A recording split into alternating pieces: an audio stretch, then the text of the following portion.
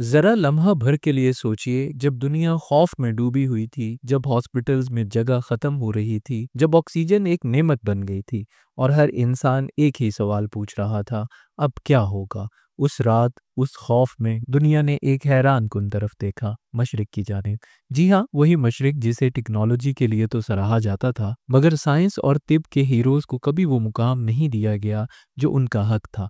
मगर इस बार कहानी बदल गई थी। इस बार एशिया के साइंसदान, मुहक्किकीन, डॉक्टर्स और लेबोरेटरियों में काम करने वाले गुमनाम हीरोज आलमी उम्मीद बन गए थे। उन्होंने न सिर्फ कोविड-19 की जंग में दुनिया को सहारा दिया, बल्कि तिब के मुस्तकबिल की सिमत भी मुतय्यन कर दी।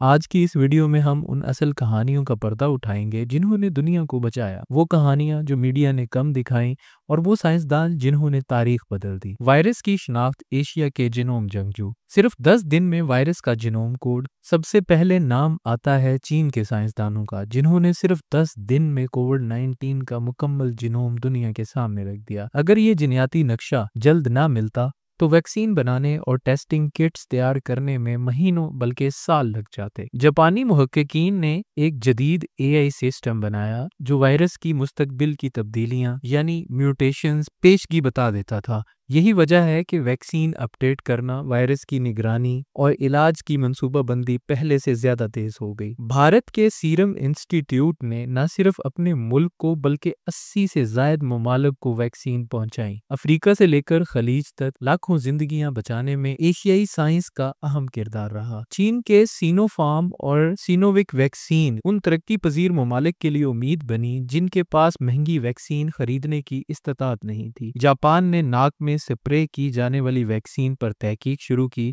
और कोरिया ने प्रोटीन बेस्ड वैक्सीन में नई जिद्दतें मुतारिफ कराईं। कोरिया ने दुनिया को दिखाया कि टेस्टिंग कैसे चंद सेकंड में मुमकिन है और यही बर्क रफ्तारी उनकी वबा पर काबू पाने की सबसे बड़ी वजह बनी। सिंगापुर में स्मार्ट कनेक्ट ट्रेस टुगेदर ने वबा से निमटने को रियाजी के फार्मूले की तरह आसान बना दिया। पाकिस्तान की नस्ट यूनिवर्सिटी ने 80% सस्ती टेस्टिंग किट्स बनाकर तरक्की पजीर दुनिया को नया रास्ता दिखाया। जापानी साइंसदानों ने एक ऐसा आला बनाया जो एक सांस से कैंसर का पता चलाने की सलाहियत रखता था। CRISPR टेक्नोलॉजी के जरिए खून की बीमारियों और नायाब जिन्याती अमराज का मुस्तकिल इलाज अब करीब है। भारत ने ऐसा प्रोग्राम बनाया जिसे देखकर WHO ने इसे आलमी मेयार करार दिया। Portable ventilators, smart medical devices और ये सब इंतहाई कम कीमत पर बांग्लादेश के साइंसदानों की वजह से मुमकिन हुआ। आइए जरा उन खवातीन का जिक्र भी करें जिन्होंने आलमी सेहत के मुहाज पर बहादुरी दिखाई।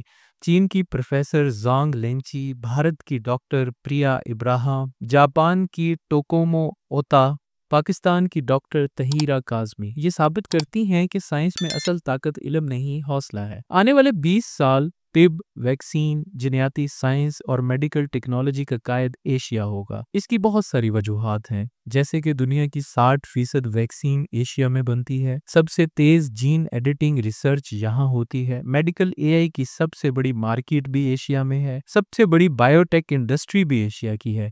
यानी मुस्तकबिल की दुनिया सेहत के लिए मशरिक की तरफ देखेगी। कोविड-19 ने दुनिया को खौफजदा जरूर किया, मगर एशिया ने दुनिया को उम्मीद दी। ये वो साइंसदान थे जिनकी लिबास पर लैब कोट तो था, मगर दिल में इंसानियत किया। ये वो लोग हैं जिन्होंने खामोश रहकर भी पूरी दुनिया का मुस्तकबिल बदल दिया। अगर हम मशरिक की साइंस को आगे बढ़ाएं तो आने वाला हर बहरान, हर बीमारी, हर वबा हमारे सामने बेबस हो जाएगी। अगर ये वीडियो आपको पसंद आई हो तो चैनल को सब्सक्राइब कीजिए, क्योंकि साइंस ऑफ फीस पर हम वो कहानियां लाते हैं जो दुनिया से छुपी होती हैं। शुक्रिया।